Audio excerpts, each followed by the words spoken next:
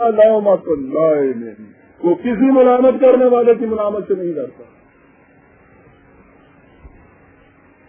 جو صحیح ہوتا ہے اسے کر گزرتا ہے. اس کے معاشرے کی ملامت کی کوئی پرواہ نہیں ہوتی. یہ تو غلامی ہے برادران ہوئی, یہ تو معصومی ہے, یہ تو عقائد ہے, یہ تو ذلت کی انتہائی کی شکل ہے. ایک چیز کو آپ غلط سمجھ رہے ہیں, میں اس لیے نہیں کر رہے کہ معاشرہ اس کو برا کہے گا. کہا کہ یاد رکھو آزاد انسانوں کی وہ جماعت ہے کسی ملامت کرنے والے کی ملامت سے نہیں ڈرتے. یعنی حق کے مقابلے میں جس بات کو وہ حق سمجھتے ہیں اور جو پھر واقعہ حق ہے اور اس کے لیے اس نے معیار دیا ہے کہ حق کسے کہتے ہیں, یہ نہیں کہ جسے تم خود حق قرار دے دو.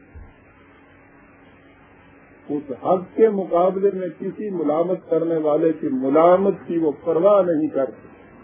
5/64 5/14.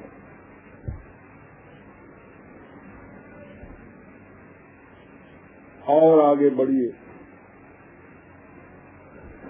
اور اس غلامی کو لیجئے جس کے لیے واقعتاً غلامی کا لفظ آپ کے یہاں استعمال ہوتا ہے. کسی کا معصوم ہے,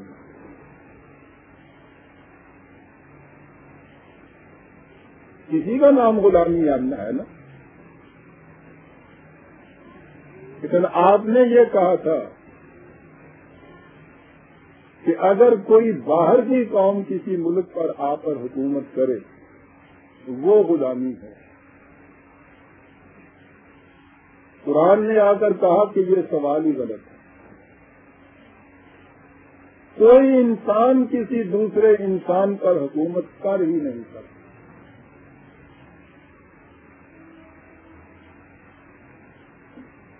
ماں کا نہ بشر یؤتیہ اللہ الکتاب والحکم والنبوۃ ثم یقول للناس کونوا عبادا لی من دون اللہ. کسی انسان کو یہ حق حاصل نہیں. برادران عزیز غور سے سننے کی چیز ہے قرآن کریم کا اعلان. کسی انسان کو اس کا حق حاصل نہیں. ہاں اسے قرآن ضابطۂ قوانین, ہاں اسے ضابطۂ قوانین حکومت اور نبوت بھی کیوں نہ مل گئی ہو کہ وہ کسی دوسرے انسان سے یہ کہے کہ تم میرے حکم کے تابع ہو.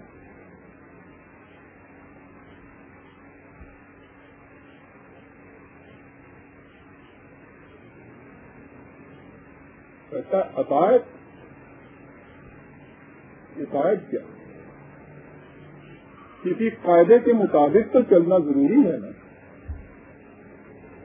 ایسا وہ قواعد کے جن کے مطابق چلنا ضروری ہے, وہ مستقل اقدار, وہ پرماننٹ ویلیوز ہیں جو کسی انسان نے کسی انسان کے لیے تجویز نہیں کی ہے,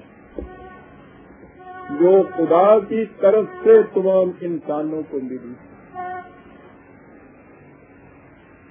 اس کی تفصیل, اس کی تشریح ذرا آگے چل کے میں بیان کروں گا. خدا کی طرف سے جو ملی ہے, یہاں یہ کہہ دیا کہ کسی انسان کو حق حاصل نہیں کہ کسی دوسرے انسان سے اپنا حکم منوائے. ایک بات غور سے سن لیجیے برادران عزیز, جسے آپ معصومی یا غلامی یا عقائد کہتے ہیں وہ ہوتی کیا چیز ہے؟ میرے لیے کوئی دوسرا انسان فیصلہ کرے کہ تمہارے حقوق ذمہ داریاں اور فرائض یہ ہیں, تمہاری آبلیگیشن یہ ہیں اور تمہیں ان کی اطاعت کرنی پڑے گی, اسے غلامی کہتے ہیں. میرے لیے کوئی دوسرا انسان فیصلہ کرے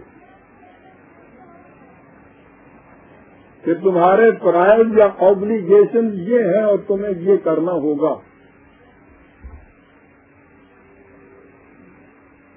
قرآن نے آ کر اعلان کیا کہ کسی انسان کو حق حاصل نہیں کسی دوسرے انسان کے لیے یہ فیصلہ کرے.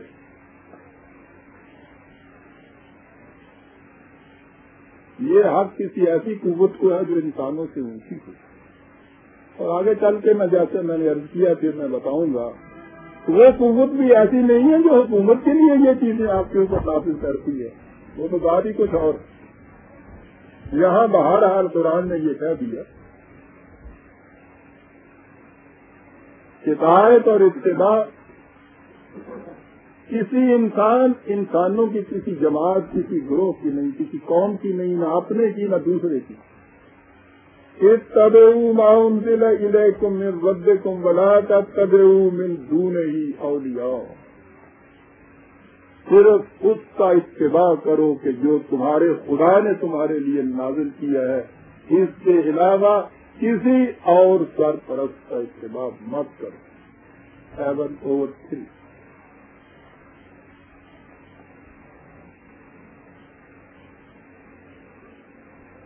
ضمن ایک بات یاد آ گئی، سامنے آ گئی.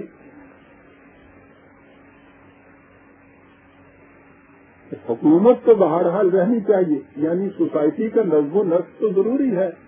انسان متمدن ہے، تمدنی حیثیت سے اس میں رہنا ہے، دوسرے انسانوں سے اس کا واسطہ پڑنا ہے. معاشرتی زندگی کے اندر بہرحال کچھ قواعد، کچھ ضوابط، کچھ قوانین چاہیے. اس نے کہا ہے کہ یہ ضوابط وہ پرماننٹ ویلیوز، وہ مستقل اقدار ہیں جو خدا نے انسانوں کے لیے دی ہیں. قانون کا فریضہ یہ ہے، لاز تو ضروری ہے نا سوسائٹی میں. قانون کا فریضہ یہ ہے کہ وہ انسانوں کو صرف یاد دلائے کہ تمہارے فرائض یہ ہیں. لا یا قانون خود کوئی اتھارٹی نہیں، قرآن کی روح سے فریضہ میں من بڑی اونچی چیز ہے. یہ کمانڈ نہیں کرتے، یہ حکم نہیں دیتے. قانون صرف یہ بتاتا ہے، ایک انسان کو ہو سکتا ہے کہ کسی وقت وہ بھول جائے کہ میرے لیے اس مقام کے اوپر پرماننٹ ویلیو کیا ہے، اس کراس روڈ کے اوپر، اس چراہے کے اوپر مجھے کس طرف جانا چاہیے. قانون کا کام یہ ہے صرف قرآن کی روح سے کہ وہ اسے یاد دہانی کرائے کہ یہ ہے تمہارا اس مقام پہ فریضہ.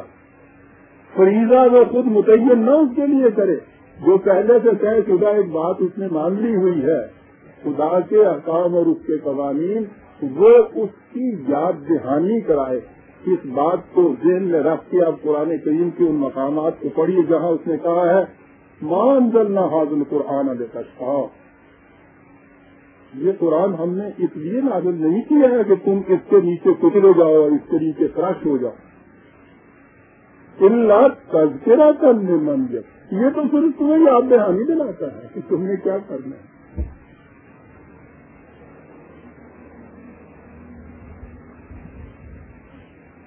ایک بھولی ہوئی حقیقت کی یاد دہانی.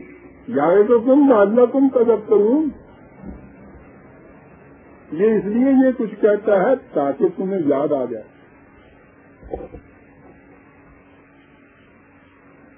کوئی انسان کسی انسان پہ کوئی اختیار نہیں رکھتا.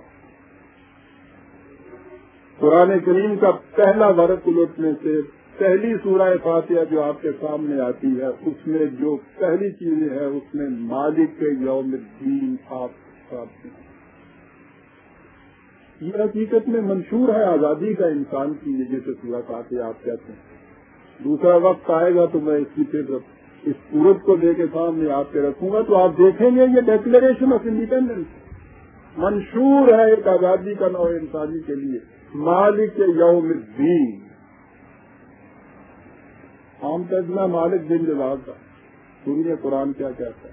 دوسرے مقام پہ یہ کہا ہے، اور میں نے کئی دفعہ آپ سے کہا ہے کہ قرآن کے ایک مقام کو سمجھ نہ ہو تو دوسرے مقام سامنے لائیے جو متعلقہ ہوتے.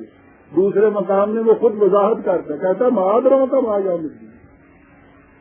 یہ جو تم نے کہا کہ وہ مالک ہے یوم الدین کا، یہ یوم الدین کیا ہے؟ روز تم نماز کی اگر بعد میں اس سے دہرا دیتے ہو 44 دن میں یہ تم کہہ دیتے ہو. یہ کیا ہے؟ یہ یوم الدین کہا سن لو کیا ہے، ہم بتاتے ہیں. یوم لا تملک نفس لنفس شیئا.